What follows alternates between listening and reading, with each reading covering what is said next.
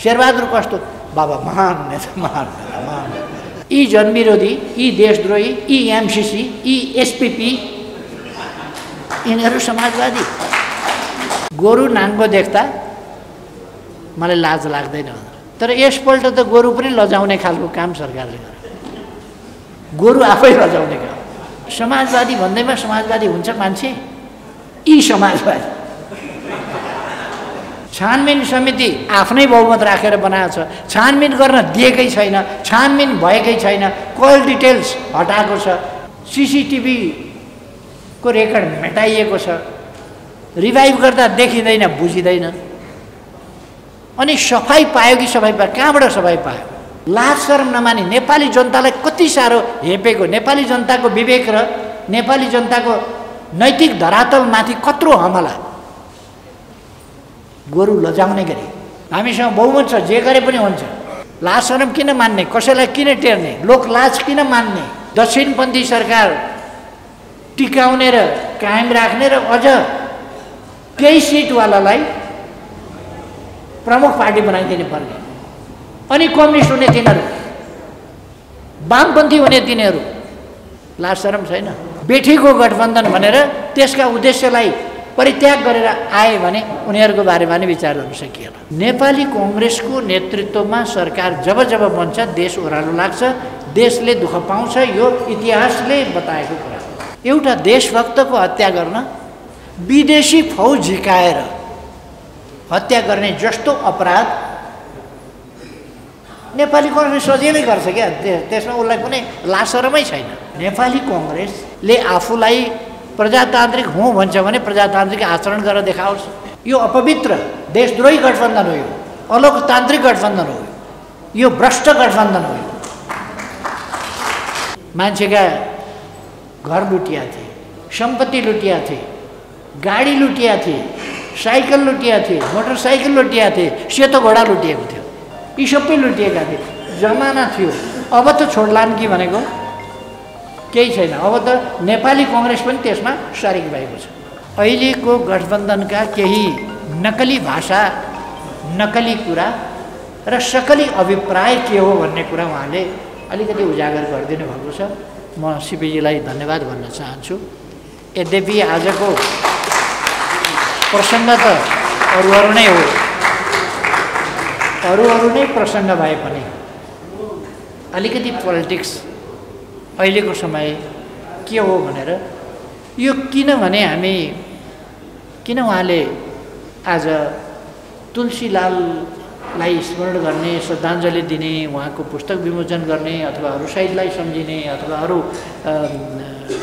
अरू बितेर गएका अग्रज साथीहरूलाई स्मरण गर्ने अथवा विद्यार्थी भाइ बहिनीलाई पुरस्कृत गर्ने जस्ता सन्दर्भमा पोलिटिक्स किन ल्याउनु भयो होला भन्दा देश अप्ठ्यारोतिर जाँदैछ, साह्रै गम्भीर अप्ठ्यारोतिर जाँदैछ र नेपाली कङ्ग्रेसको नेतृत्वमा सरकार जब जब बन्छ देश ओह्रालो लाग्छ, देशले दुःख पाउँछ। यो इतिहासले बताएको कुरा।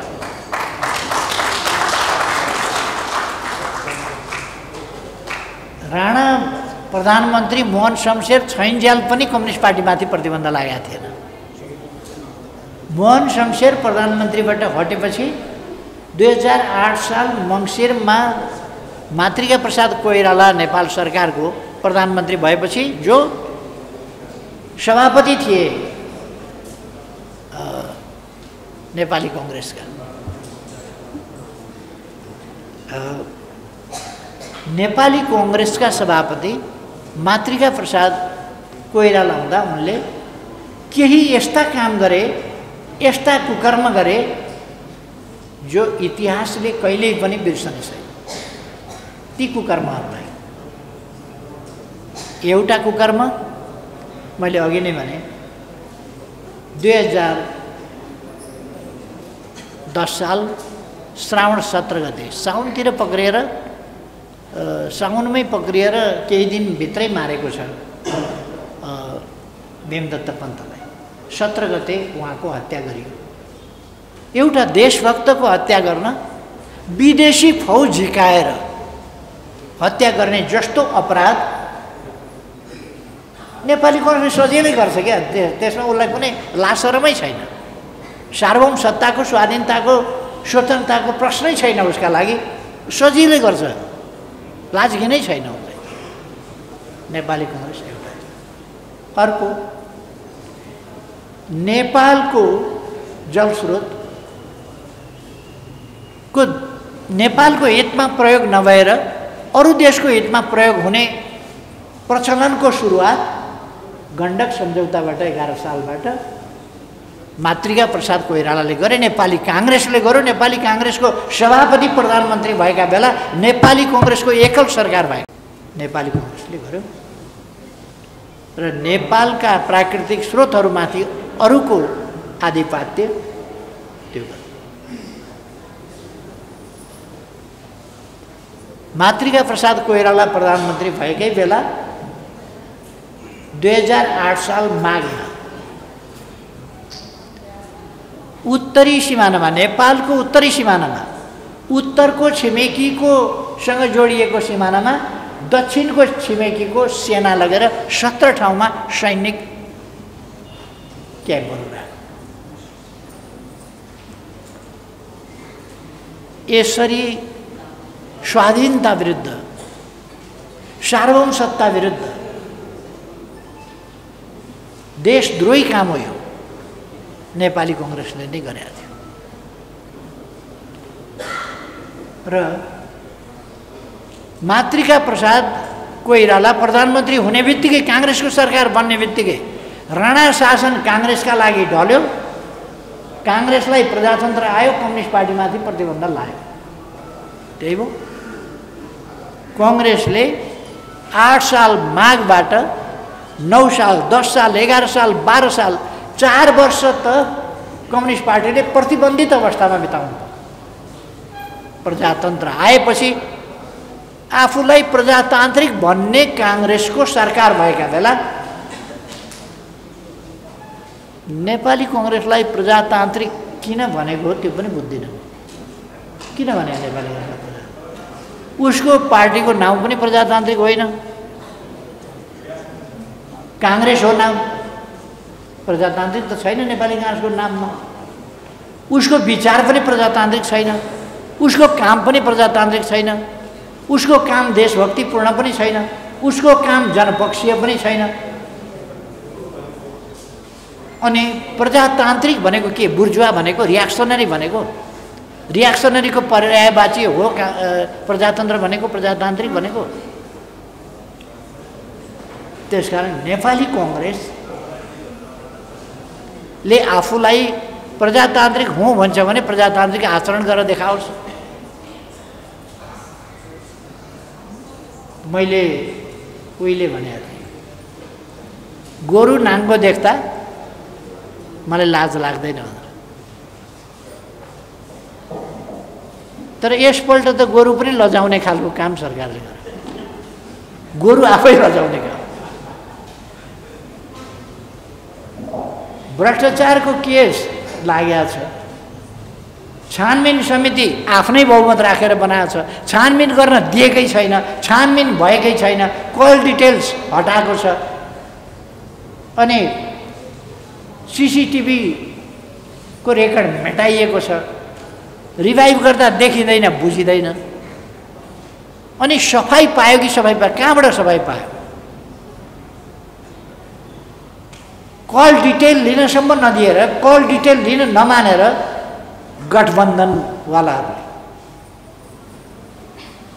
गठबन्धनवालाहरू अनि फेरि अचम्म त के भने लाज शरम नमानी नेपाली जनतालाई कति साह्रो हेपेको, नेपाली जनताको विवेक र नेपाली जनताको नैतिक धरातलमाथि कत्रो हमला गोरु लजाउने गरी।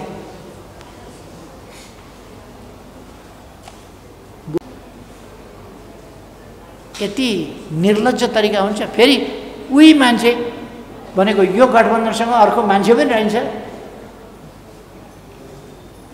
कत्रो दम्ब, जे गरे पनि हुन्छ, हामीसँग बहुमत छ, जे गरे पनि हुन्छ। लाज शरम किन मान्ने, कसैलाई किन टेर्ने, लोक लाज किन मान्ने, काङ्ग्रेसको भनाइ हो। फुटेज किन देखाउने, कल डिटेल्स किन हेर्ने। जब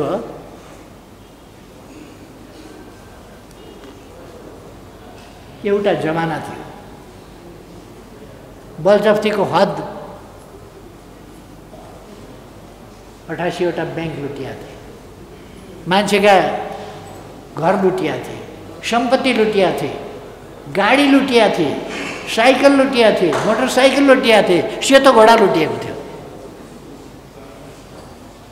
एउटा सेतो घोडाको पनि बडो चर्चामा आयो, भाग्यमानी घोडा रहेछ, बडो चर्चा भयो त्यसको, देश विदेशमा चर्चा भयो सेतो घोडा। यी सबै लुटिएका थिए, जमाना थियो। अब त छोड्लान् कि भनेको केही छैन। अब त नेपाली कङ्ग्रेस पनि त्यसमा सरिक भएको छ।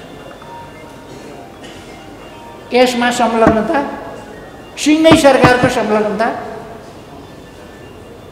यो गठबन्धन सरकारको संलग्नता देखिन्छ। यो गठबन्धन केका लागि भनेको, अघि सिपीजीले भन्नुभयो नि,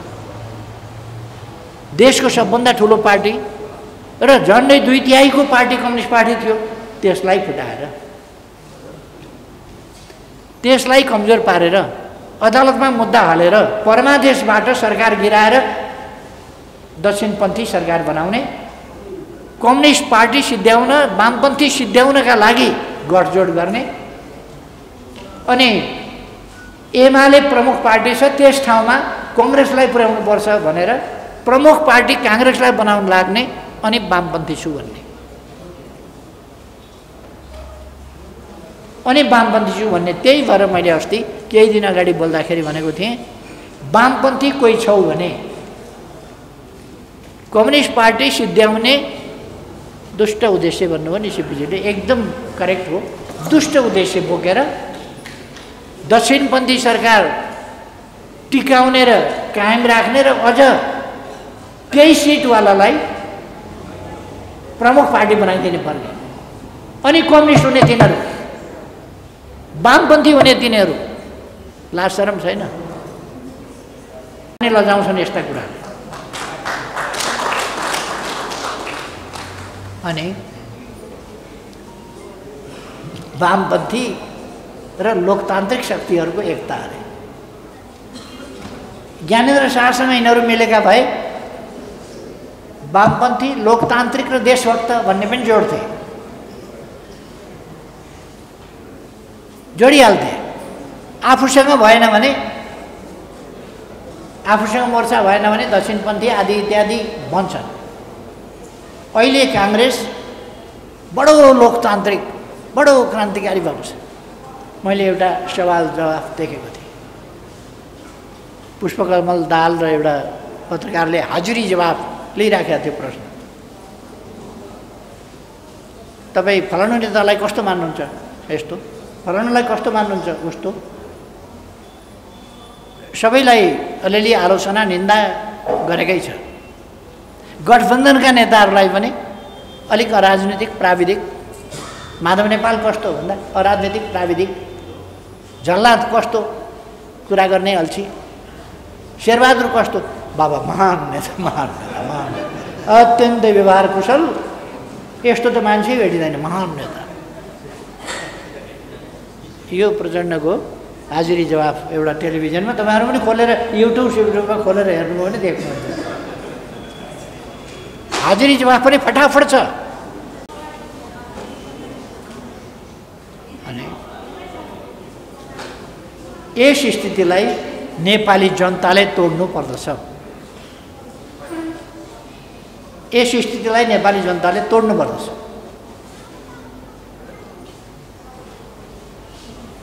अब अहिले गठबन्धनभन्दा बाहिर रहेका कम्युनिस्ट वामपन्थी पार्टीहरू, शक्तिहरू, व्यक्तिहरू यो गठबन्धन जस्ता दुष्ट आशय बोकेका त छैन। दुष्ट आशय बोकेका नभएको हुनाले, दुष्ट आशय बोकेकासँग हामी पार्टी एकीकरण गर्न सक्दैनौँ, एकता गर्न सक्दैनौँ। दुष्ट आशय नबोकेका साथीहरू, ये बाबा यही ठुलै भाँडामा पकाएको ढिँडो खाउँ न, फेरि यत्रो भाँडो के गुजुगुजु बसाउनु पर्यो। म आह्वान गर्छु, आग्रह गर्छु साथीहरूलाई, आउनुहोस् सँगै मिलेर काम गरौँ। यत्रो चुनौती प्रतिक्रियावादीहरूले दिइराखेका छन्, यत्रो चुनौती खडा गरेका छन्, अनि के हामी चाहिँ चुनावी तालमेल गरेर उनीहरूको जस्तै चुनावी तालमेल मात्रै गर्ने हो र हामी? शिवजी र म एउटै आन्दोलनबाट आएका, एकअर्कालाई बहुत राम्रो चिन्दछौँ।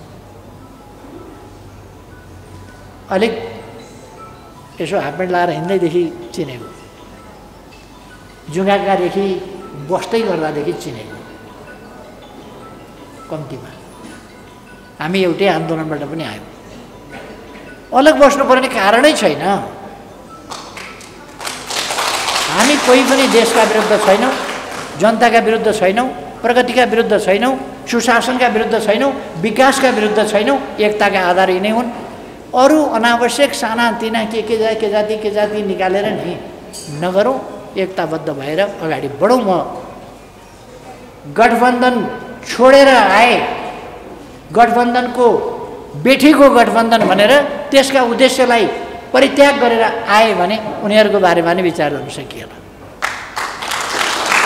गठबन्धनमा बसेर दुष्ट उद्देश्य राखेर अनि अस्ति त 5 भाइ भेला भएछन्, जो एमालेमा हुँदा दुःख दिनेहरू थिए नि, 5 भाइ पार्टी फुटाउनेहरू जम्मा भएछन्। अनि के पो बनाउने भने समाजवादी केन्द्र। अनि समाजवादी भन्दैमा समाजवादी हुन्छ मान्छे, यी समाजवादी, यी जनविरोधी, यी देशद्रोही, यी एमसीसी, यी एसपीपी, यिनीहरू समाजवादी। त्यसकारण यिनीहरू न समाजवादी हुन् न केही। 2010 साल श्रावण 17 गते नेपाली कांग्रेसको सरकारले नेपाली सुरक्षा निकायहरू, फौज, प्रहरी पुगेन भनेर भारतीय फौज ल्याएर देशभक्त र जनताका निम्ति काम गर्ने, गरिबका निम्ति काम गर्ने, न्याय समानताका निम्ति काम गर्ने भीमदत्त पन्त जस्ता जनताका महान योद्धा, त्यस्ता व्यक्तिको हत्या गरेको थियो 2010 साल श्रावण 17 गते। 69 वर्ष पुरा भएको छ।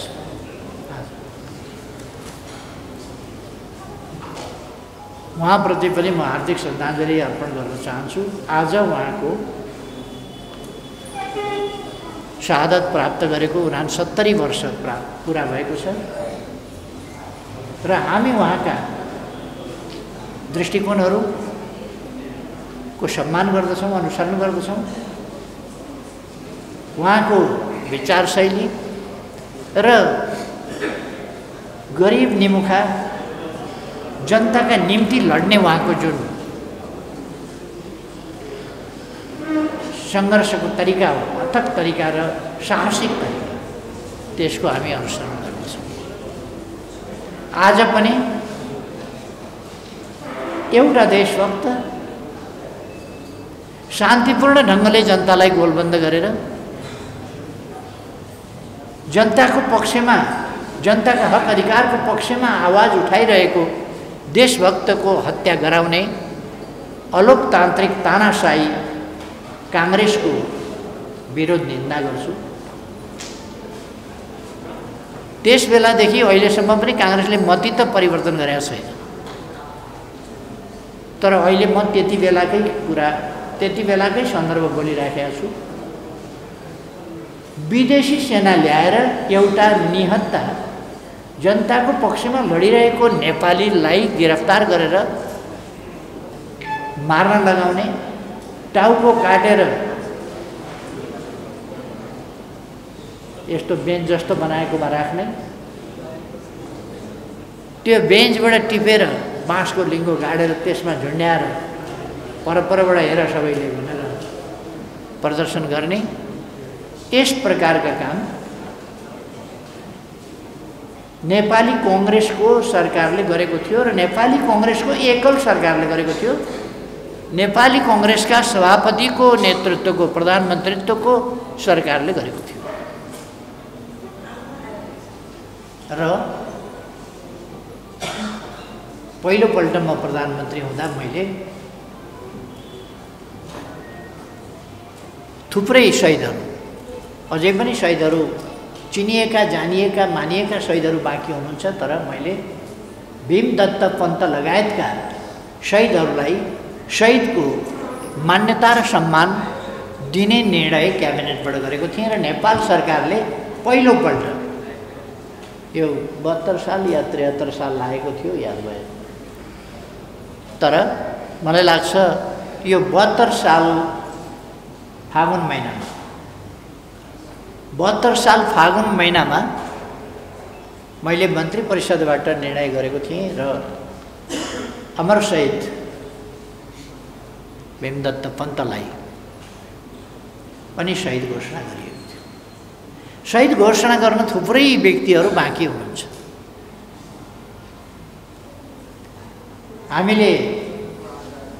मैले शहीद घोषणा गर्नभन्दा अगाडि जम्मा 4 जना 97 सालमा मारिएका शहीदहरू, शुक्रराज शास्त्री, दशरथचन्द, धर्मभक्त माथेमा र गङ्गालाल, 4 जनालाई मात्रै शहीद भनेर औपचारिक ढङ्गले सरकारले मानेको थियो र त्यसपछि अरू शहीदहरूले पनि मान्यता पाएका थिए। खुदै 20 सालमा फाँसीको सजाय दिएर मारिएका दुर्गानन्द झालाई समेत कांग्रेसले शहीद भन्ने आँट गरेको थियो। सत्तामा पुग्ने सिँढी भत्किन्छ कि भन्ने उसलाई डर थियो। सत्तामा पुग्ने लहरो, जुन लहरो समातेर सत्तामा पुगिन खोजिँदैछ त्यो लहरो चुनिन्छ कि भन्ने थियो। त्यसै कारण भन्न सकिन्छ। 35 साल माघ 26 गते जेलको गोलघरबाट निकालेर गोली ठोकेर मृत्युदण्ड दिएका यज्ञबहादुर, क्याप्टन यज्ञबहादुर थापा र भीमनारायण श्रेष्ठ, उनीहरूलाई पनि शहीद भनेर नेपाली कांग्रेसले गोली ठोकेर जेलबाट निकालेर मारिएको छ, तर शहीद भन्न सकेका थिएन। अरूलाई के शहीद भन्छ?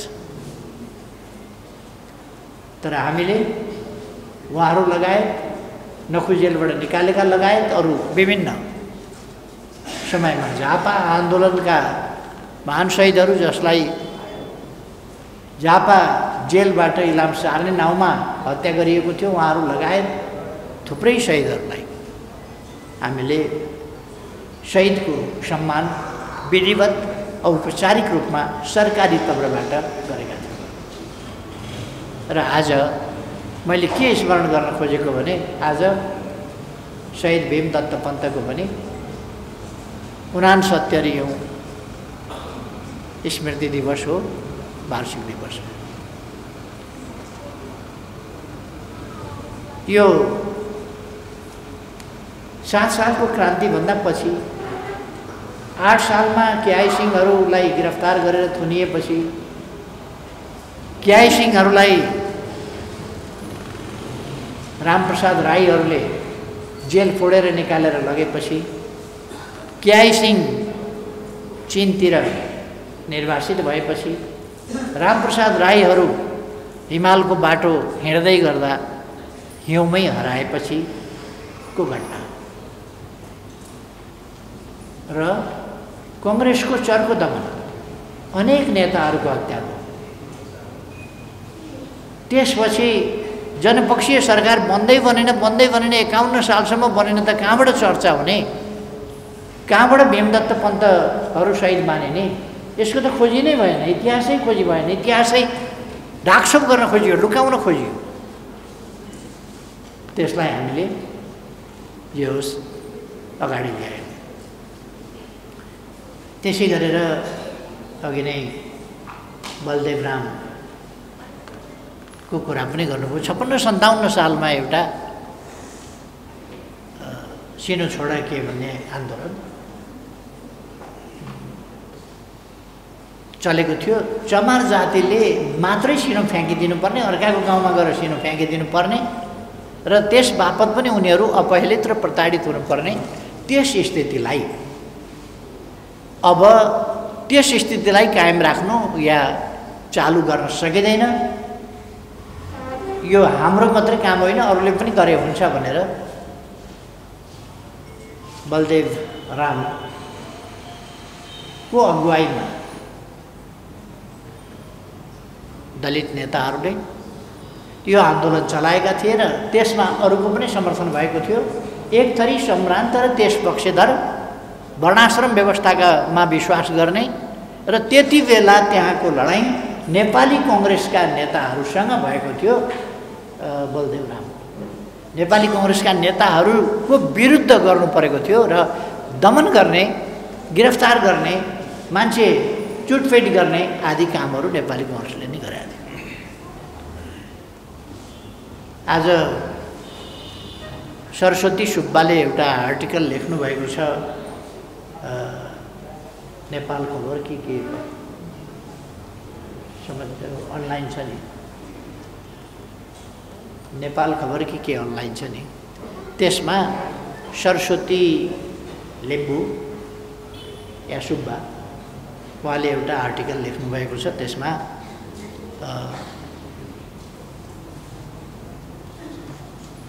भीमदत्त पन्त, तुलसीलाल अमात्य र बलदेव रामको शहादत प्राप्तिको दिन भनेर। तर यसको अर्थमा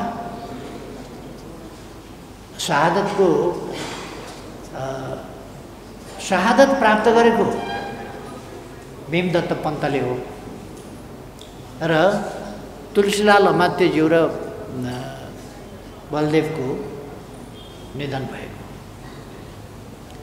जहाँसम्म मेरो जानकारी छ बलदेवको पनि निधन भएको भन्ने मलाई लाग्छ। त्यही भए पनि एउटा दलित नेताले आफ्ना हक अधिकारका लागि लडेकोमा उहाँले स्मरण गर्नुभएको छ र त्यो जायजै छ त्यो स्मरण भन्ने मलाई लाग्छ।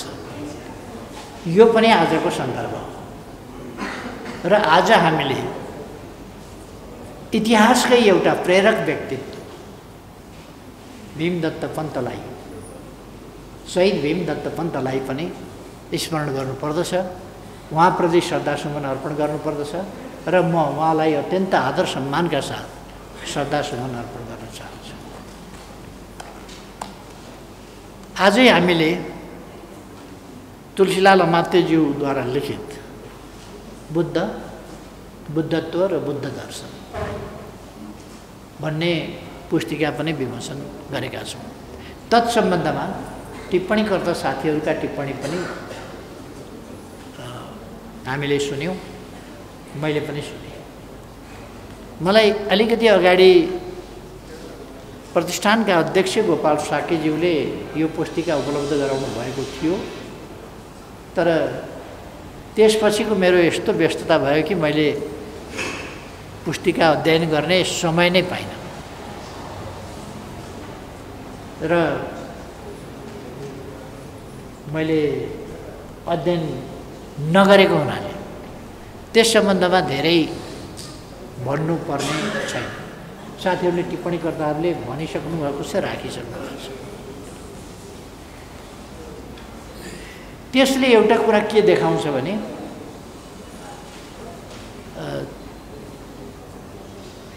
तुलसीलाल अमात्यको बहुआयामिक व्यक्तित्व। उहाँ किसान नेता, किसान आन्दोलनका नेता, किसान अग्रज मात्रै होइन, उहाँ एउटा पार्लियामेन्टरियन, एउटा जनप्रतिनिधि र पार्लियामेन्टलाई लिड गर्ने, त्यति बेला सङ्ख्या सानै भए पनि 4 जना मात्रै भए पनि दलको नेताको रूपमा दललाई नेतृत्व गर्ने काम पनि उहाँले गर्नुभएको थियो दलको नेताका रूपमा। अर्को अर्थशास्त्रको बारेमा, राजनीतिक शास्त्रको बारेमा उहाँले लेख्नु भएको छ र उहाँका कृतिहरू गौरवपूर्ण नेपालको गौरवपूर्ण इतिहास भने जस्तो अथवा राजा त्रिभुवनसँगको भेट भने जस्तो खालका आर्टिकलहरू, त्यस प्रकारका लेख रचनाहरू, पुस्तकहरू आदिले सामाजिक सुप्रबन्धका निम्ति उहाँका दृष्टिकोणहरू र सामाजिक सुप्रबन्धका लागि गरिने सङ्घर्षहरूका लागि, प्रयासहरूका लागिका उहाँका दृष्टिकोणहरू ती लेख दस्तावेजहरूमा पाइन्छ। तर त्यो मात्रै होइन, उहाँले इतिहासको पनि जानकारी राख्नुहुन्छ भन्ने कुरा अघि मैले गौरवपूर्ण इतिहासको कुरा गरेँ। उहाँले इतिहासको पनि राम्रो जानकारी राख्नुभएको छ र विश्लेषणात्मक ढङ्गले प्रस्तुत गर्नुभएको छ। र त्यो मात्रै पनि होइन रहेछ, दर्शनका बारेमा, पूर्वीय दर्शनका बारेमा, बुद्ध दर्शनका बारेमा पनि उहाँको अध्ययन र जानकारी रहेछ भन्ने कुरा यस ग्रन्थले, बुद्ध, बुद्धत्व र बुद्ध दर्शन, यस ग्रन्थले बताएको छ। भिक्षु मैत्रेयले अघि भन्नुभयो कि एउटा पोलिटिकल लिडरले, एउटा राजनीतिक नेताले अथवा राजनीतिक व्यक्तिले बुद्ध भनेपछि सामान्यतः धर्मसँग सम्बन्धित मानिन्छ, बुद्ध धर्म भनेर। र बुद्धका हामी कुनै बुद्धसँग सम्बन्धित कार्यक्रमहरू गर्दा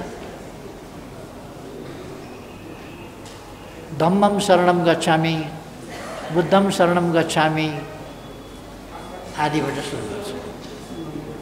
बुद्धं शरणं गच्छामि, धम्मं शरणं गच्छामि अथवा बुद्धको शरणमा भन्ने बित्तिकै फेरि धम्म अर्थात् धर्मको शरण भन्ने आउँछ। यहाँ मानिसलाई भ्रम पर्न सक्दछ, यो धर्म भनेको कर्मकाण्ड हो कि भन्ने भ्रम पर्छ। बुद्धले भनेको कर्मकाण्ड होइन। बुद्धले पाली भाषामा धम्म भनिन्छ, त्यो धम्म भनेको धर्म, त्यो भनेको कर्मकाण्ड भने होइन, पूजापाठ भने होइन, पाठ, स्तोत्र, स्तुति आदि भने होइन। पूजा, आराधना, अर्चना, भाकल, कबुल, दर्शन, पूजा, आजा, नैवेद्य आदि भनेको होइन। बुद्धले धर्म भनेका राम्रा कामहरू, राम्रा विचारहरू र प्रकृति सम्मत, नियम सम्मत र स्वाभाविक रूपमा मानिसलाई अनुकूल हुने, कसैलाई मर्का नपर्ने अहिंसा, यो सानो कुरा होइन। अहिंसा, कसैप्रति हिंसा भाव नराख, हिंसा नगर। समस्या स्वार्थमा छ, स्वार्थबाट समस्या पैदा हुन्छ, स्वार्थले हिंसा पैदा हुन्छ, हिंसाले शान्ति खलबल्याउँछ, हिंसाले अन्याय गर्छ, स्वार्थले हिंसा प्रेरित गर्छ, त्यसले अन्याय पैदा गर्छ, अन्यायले फेरि प्रतिरोध पैदा गर्ने सम्भावना हुन्छ, गर्छ नै, त्यसले द्वन्द्व हुन्छ। त्यसर्थ मूल, त्यसको मूलमै जाउँ, कारणमै जाउँ, स्वार्थी नहो। समयअनुसारको भाषा हुन्छ, कुनै चिजलाई पनि समयअनुसार बोलिन्छ। बुद्धको समयमा बोलिने भाषा र आज हाम्रो समयमा बोलिने भाषामा अलिकति फरक पर्न सक्छ। आज म त्यतापट्टि पनि दर्शनशास्त्रको बारेमा या बुद्ध दर्शनको बारेमा पनि जान त्यति चाहन्न, तर प्रतिष्ठानले जसरी बुद्ध बुद्धत्व र बुद्ध दर्शन भन्ने पुस्तक प्रकाशित गरेर हामी धेरैलाई तुलसीलाल अमात्यले बुद्ध दर्शनको बारेमा या पूर्वीय दर्शनको बारेमा रचना लेख्नु भएको छ भन्ने थाहा नहुन पनि सक्छ। यस कुरालाई जानकारीमा ल्याइदियो र जानकारीमा मात्रै ल्याइदिएन कि हामीलाई चिन्तन मनन गर्ने सामग्री पनि बनाउनु पर्यो। त्यसकारण तुलसीलाल अमात्यको विद्वताको प्रसङ्ग, तुलसीलाल अमात्यको ज्ञानको प्रसङ्ग यी बहुआयामिक थिए। उहाँको जीवन, उहाँका काम बहुआयामिक थिए भन्ने कुरा यसबाट देखिन्छ। तुलसीलाल अमात्य हुन त यसै पनि मानिसका जीवनका विभिन्न पक्षहरू, विभिन्न आयामहरू हुन्छन् नै, जीवनका अनेक रङहरू हुन्छन् नै। फेरि पनि ती अलिक कमजोर स्थितिमा छन् कि सबल अवस्थामा छन् भन्ने कुरा हो। तुलसीलाल अमात्यका बहुआयामहरू या आयामको विविधता, त्यो विविधता चाहिँ सबल र सशक्त ढङ्गले हामी देख्न पाउँछौँ। आजको पुस्तक विमोचनले त्यो कुरालाई पनि देखाउँछ। आजै हामीले पुरस्कृत सम्मानित पनि गरेका छौँ। पुरस्कृत सम्मानित भएका विद्यालय र भाइ बहिनीहरूलाई म बधाई भन्न चाहन्छु, शुभकामना भन्न चाहन्छु।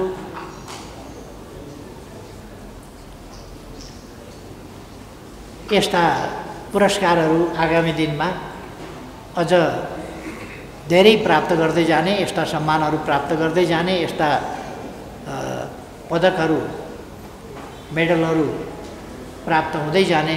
जसले स्वर्ण पदक पाउनुभएको छ, अरू समयहरूमा पनि स्वर्ण पदकहरू पाउँदै जानुहोस्, 1 नम्बर हुँदै जानुहोस्। जो 2 नम्बरमा रजत पाउनुभएको छ, तपाईँहरू पनि रजत पाउनेबाट स्वर्ण पदक पाउनेमा प्रगति गर्नुहोस्, शुभकामना छ। जसले काँस्य पाउनुभएको छ, उहाँहरूलाई पनि मेरो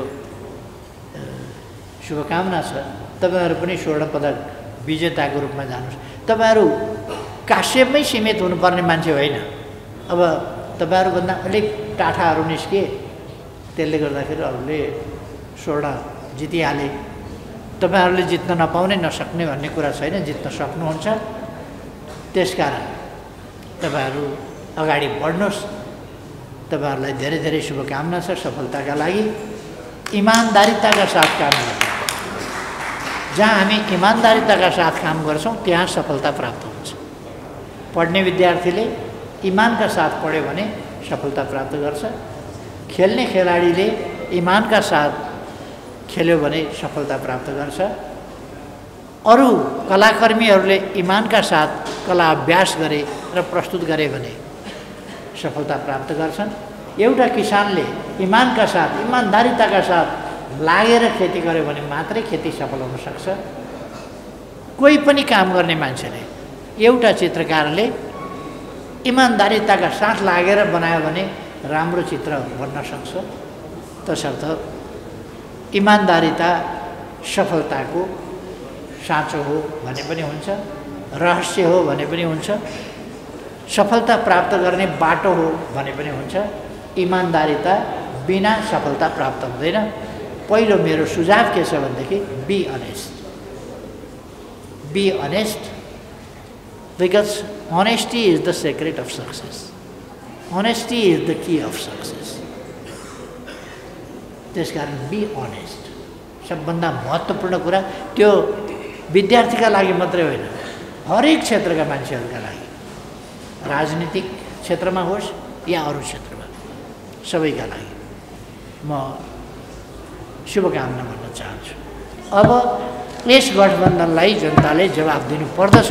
निर्वाचन आउँदैछ, निर्वाचनमा वास्तवमा जनताले आफ्नो शक्ति, आफ्नो चेतना, आफ्नो सङ्गठन, आजको 21औं शताब्दीको सचेतनता, लोकतन्त्रका लागि लडेर आएको जनताले आफ्नो सचेतनता अब देखाउनु पर्दछ आगामी निर्वाचन।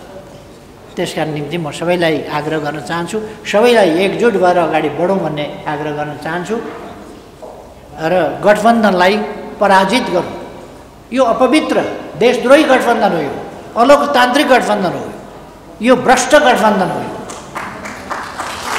त्यस कारण यस्तो विकास विरोधी गठबन्धनलाई पराजित गर्न सबै एकजुट भएर अगाडि बढौँ भन्ने आग्रह म गर्न चाहन्छु। सिबिजीले कुरा उठाइहाल्नु, त्यस कारण मैले यो यसो अलिकति राखेको मात्रै।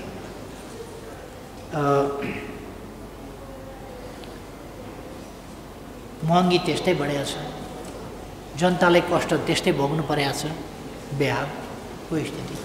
विकास निर्माण ठप्प छ, जुन रफ्तारमा विकास निर्माण गएको थियो त्यो ठप्प छ। 1 वर्षदेखि विकास निर्माण ठप्प छ।